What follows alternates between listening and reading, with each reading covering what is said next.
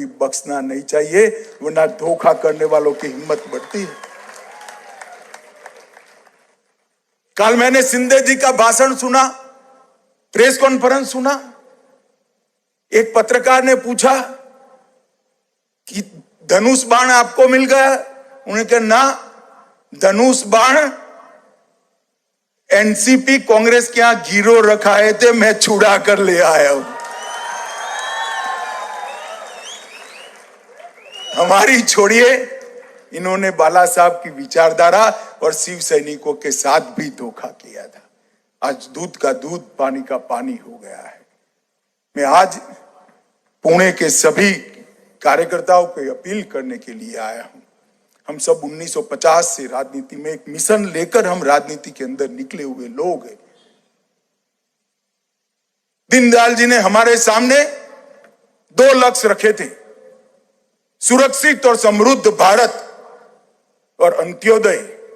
गरीब कल्याण के माध्यम से अंत्योदय का काम मोदी जी ने समाप्त कर दिया है। बहुत आगे बढ़ चुके हैं, वापिस आने की कोई जगह नहीं है। भारत को वो सुरक्षित भी बना चुके हैं और अब भारत को समृद्ध बनाने की बारी है। दुनिया में अर्थतंत्र की तालिका में भारत 11वें नंबर पर 2014 में था, हम 5वें नंबर पर पहुंचे हैं। बजा ली तालियां? अब मैं बताता हूं, फिर से जोर से बजाइएगा। मैं एक बात बताने जा रहा हूं। 5वें नंबर पर हमसे पहले हम पर 150 साल तक शासन करने वाले अंग्रेज थे, उनको हटाकर आज हम 5वें नंबर पर गए। जरा भी अहंकार करे बगैर अपने पुरुषार्थ के आधार पर हमने दुनिया में अपना लोहा मनाया है। आज डिफेंस के क्षेत्र में भारत के एरो शो में 100 से ज्यादा अधिक देश आते हैं। डिफेंस का जो इंपोर्ट होता था, इसमें 70% की कटौती हो चुकी है।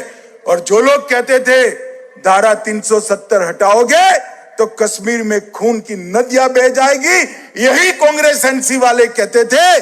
आज इनको जवाब मिल गया है, खून की नदियां छोड़िए, किसी की पत्थर चलाने की हिम्मत नहीं है भाई, पत्थर चलाना। नॉर्थ ईस्ट के अंदर विकास के आधार पर मोदी जी ने इंसर्जेंसी को समाप्त कर दिया है। वामपंथी उग्रवाद क्षेत्र के अंदर लगभग देश को मुक्ति दिलाने के कगार पर पहुंचे। महाराष्ट्र, मध्य प्रदेश, झारखंड, बिहार, ये 4 राज्य पूर्णतः मुक्त हो चुके हैं। छत्तीसगढ़ बाकी है, थोड़ा आंध्र तेलंगाना के एक तालुका बाकी है और उड़ीसा में भी एक तालुका बाकी है। मुझे भरोसा है कि 2 साल में ये भी समाप्त हो जाएगा।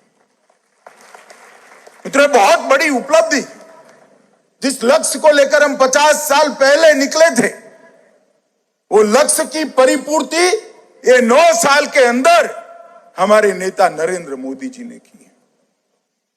जब हम सब छोटे थे, राम जन्मभूमि आंदोलन हुआ, हमारे अंग्रेजी के प्रोफेसर थी इलाबेन शाह, तो जब शिला पूजन का कार्यक्रम था तो इलाबेन को मैंने निमंत्रित किया। मैं पूजन तो मैं कर देती हूं, मगर मेरा भूत भी राम मंदिर नहीं देख पाएगा। जब भूमि पूजन हुआ तो 85 साल की इलाबेन का फोन आया, अमित भाई, साच अर्थ में राम मंदिर बनने की शुरुआत हो गई है। कोई नहीं मानता था, धारा 370 हटे, कोई नहीं मानता था।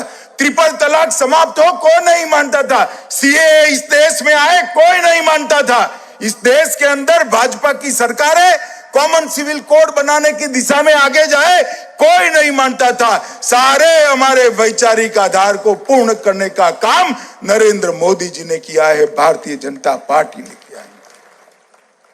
मगर अभी भी मिशन अधूरा है।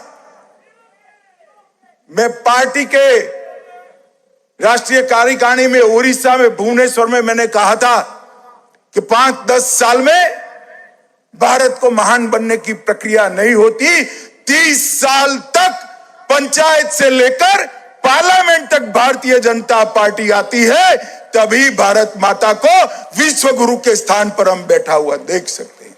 मित्रों, हमारे सामने एक लक्ष्य है, इस देश को हर क्षेत्र के अंदर सर्वप्रथम करना, दुनिया में सर्वप्रथम करना, वो लक्ष्य की परिपूर्ति के लिए हम राजनीति में आए हैं।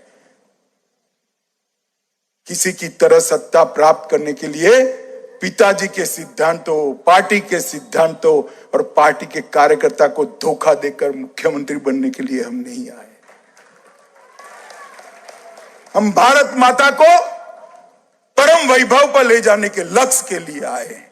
और मैं बताता हूं आपको, 2024 का चुनाव भारतीय जनता पार्टी ने बड़ी शिद्दत के साथ, अच्छी रणनीति के साथ और परिश्रम की पराकाष्ठा के साथ लड़ना है। आज 3 जिले के कार्यकर्ता यहां है, सभी संकल्पवान होकर जाए कि महाराष्ट्र की एक भी सीट किसी के भी अकाउंट में नहीं जाएगी। सभी के सभी सीटें भारतीय जनता पार्टी और शिवसेना का गठबंधन जीतेगा। अगर हमें संकल्प करते हैं और संकल्प की सिद्धि के लिए कठोर परिश्रम के लिए प्रतिज्ञित होते हैं, तो मैं आपको बताता हूं, मोदी जी का करिश्माई नेतृत्व ऐसा है जिसने 2 बार हमें पूर्ण बहुमत दिया, 1 बार 2/3 बहुमत दिया। मोदी जी के नेतृत्व में तीसरी बार भी पूर्ण बहुमत की 2/3 बहुमत की सरकार बन सकती है। हमने इस दिशा में आगे बढ़ना है। आज चुनाव कैसे लड़ना, क्या लड़ना, ये कहने का समय नहीं है, मगर हम सब कार्यकर्ता एकजुट हो जाए, एक दिशा में चले, एक लक्ष्य लेकर चले और मोदी जी के नेतृत्व में भारत को परम वैभव के लक्ष्य की दिशा में ले जाने के लिए चले। तो मुझे विश्वास है मित्रों, हमारे जीते जी भारत माता को हम विश्व गुरु के स्थान पर बैठा हुआ देख पाएंगे और हमारे पुरखों ने सालों से जो सपना संजोया था उसको सफल होते हुए देखेंगे। शहीद भगत सिंह, खुदीराम बोस, तात्या टोपे और लक्ष्मी रानी ने जो स्वप्न देखा था वो स्वप्न को हम सिद्ध कर पाएंगे मित्रों। और भारतीय जनता पार्टी का यही मिशन है। एकनाथ शिंदे जी और देवेंद्र जी दोनों मिलकर एक करप्ट सरकार की जगह लोकाभिमुख सरकार देने का काम किए हैं। इन दोनों के नेतृत्व में महाराष्ट्र में चुनाव लड़ना है, मोदी जी के नेतृत्व में देश में चुनाव लड़ना है और हमें विजय प्राप्त करनी है। मुझे बताइए, आप लोग चुनाव के विजय तक कठोर परिश्रम करने के लिए तैयार है क्या?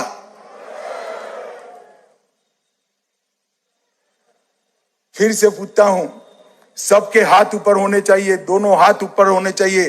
तैयार है क्या?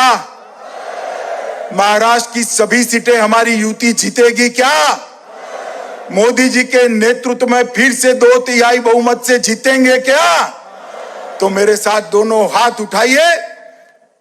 जय जय जय जय जय शिवाजी, जय जय जय जय जय भवानी, शिवाजी महाराज की, भारत माता की, भारत माता की, भारत माता की, वंदे मातरम।